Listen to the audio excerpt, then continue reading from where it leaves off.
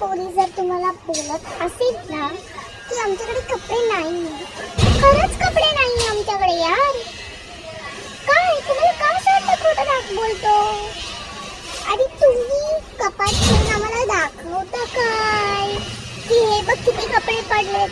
अरे यार गवार, तुम्हाला समजत नाही का? आमच्याकडे कपडे आहेत, पण आता आम्हाला जिथे जायचंय, जी जागा आहे आता जिथे जायची, त्यानुसार त्या जागेला सूट होणारे कपडे आता आमच्याकडे नाहीयेत. आम्हाला असं काय बोलताय? ही कपडे तुम्ही एकदाच घातली, ही दोनदाच वापरलेली आहे, ही घाल नाही. त्याच कपड्यांची जेव्हा गरज येईल, जेव्हा तसं जागा असेल त्या कपड्यासाठी, तेव्हा घालू आम्ही ते कपडे परत.